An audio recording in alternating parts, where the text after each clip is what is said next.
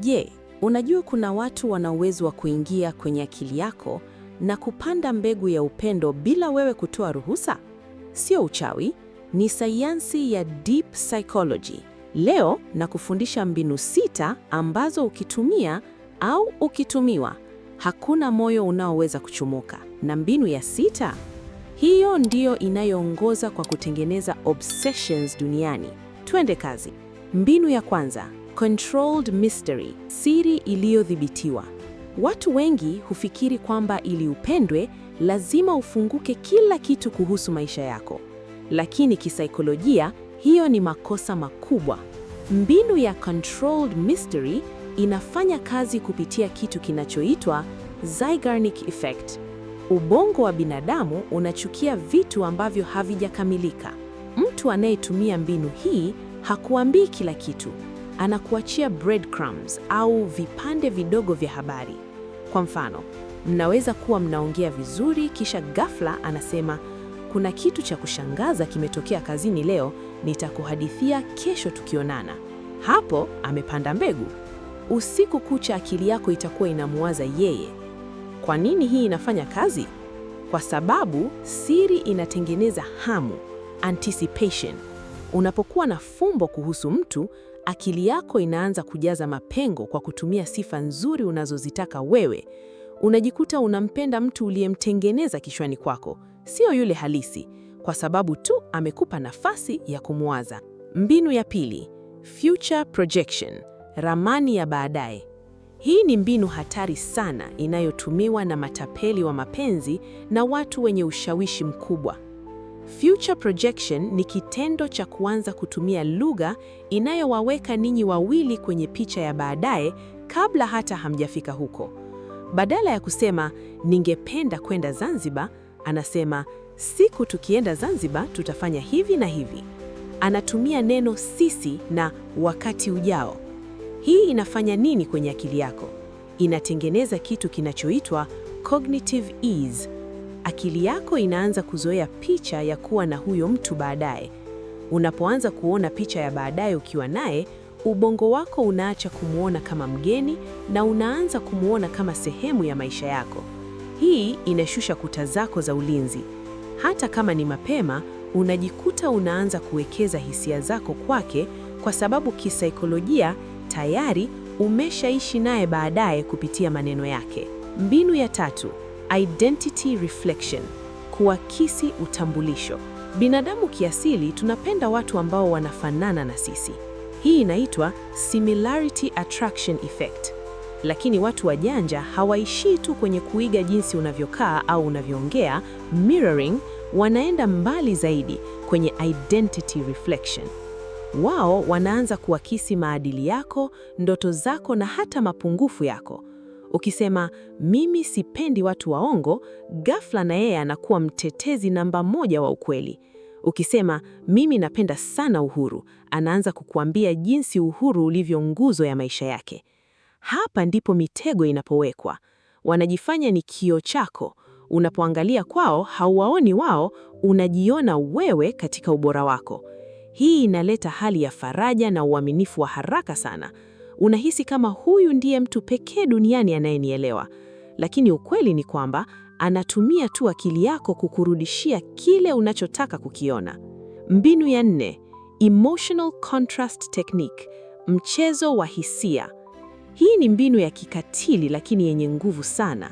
Inafanya kazi kwa kucheza na homoni zako, dopamine na cortisol. Mtu anaanza kwa kukupa attention ya hali ya juu, high level of validation. Anakupigia simu, anakusifia, anakupa zawadi. Hapa dopamine, homoni ya furaha, inapanda sana. Alafu ghafla, bila sababu ya msingi, anajiondoa kidogo. Anachelewa kujibu message, anakuwa busy au anakuwa na baridi, cold. Hapa akili yako inapatwa na mshtuko, anxiety. Cortisol, homoni ya msongo wa mawazo, inapanda. Unaanza kujiuliza, nimekosea nini? Unaanza kufanya jitihada za kumrudisha kwenye hali yake ya mwanzo.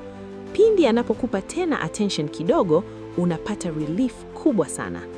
Mzunguko huu wa stress na relief unakufanya uwe addicted kwake, kama vile mcheza kamari anavyokuwa addicted kwa mashine ya kamari. Unampenda kwa sababu unahitaji ile dopamine hit anayokupa baada ya kukutesa kidogo. Mbinu ya 5, shared vulnerability, kushare maumivu au siri za kihisia. Siri ya kutengeneza ukaribu, intimacy, wa haraka ni kupitia kile kinachoitwa vulnerability loop. Mbinu hii inahusisha kumwambia mtu siri au udhaifu fulani ambao hujawahi kumwambia mtu mwingine yeyote. Wakati mtu anakuambia, sijawahi kusema hili, lakini nilipokuwa mdogo nilipitia changamoto fulani, ubongo wako unapokea signal kwamba wewe ni mtu maalum na unaaminika. Hii inakusukuma na wewe kufunguka, reciprocity. Lakini hapa ndipo ujanja ulipo. Watu wengi wanaotumia mbinu hii, siri wanazozitoa mara nyingi zimepangwa, calculated vulnerability. Wanakuambia kitu kinachoonekana ni siri ili tu kukufanya wewe ujisikie karibu nao na ufungue milango yako ya ndani. Hii inatengeneza kifungo cha hisia, emotional bond, cha bandia ambacho kinaonekana kuwa na nguvu kuliko urafiki wa miaka 10. Mbinu ya 6, halo effect, muonekano au confidence kufunika tabia. Hii ni mbinu ya kibiolojia zaidi. Halo effect ni kosa la kifikra, cognitive bias, ambapo sifa moja nzuri ya mtu kama muonekano mzuri, mavazi ya gharama au confidence kubwa inatusababisha tufikiri kwamba ana sifa nyingine zote nzuri. Mtu anayejua kuitumia mbinu hii atahakikisha first impression yake ni ya kiwango cha juu sana. Akishafanikiwa kukuvutia kwa muonekano au ujasiri wake wa kuongea, akili yako itaanza kufunika mapungufu yake mengine, red flags. Hata akifanya kosa, utajitetea moyoni mwako kwa kusema, lakini ni mtu mstaarabu sana, au anaonekana na akili sana, hawezi kufanya hivyo makusudi. Watu hawa wanatumia mwanga wa sifa moja kama urembo au pesa kufunika giza la tabia zao halisi. Wanajua kwamba ukishawavutia kwa halo yao, ni nguvu sana kwako kuona ukweli mpaka pale utakapokuwa tayari umeshazama kwenye lindi la mapenzi.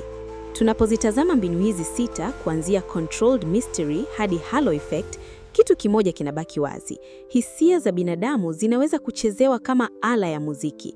Sio kila anayekufanya ujisikie vizuri ana nia njema, na sio kila mivuto unayoisikia ni asili.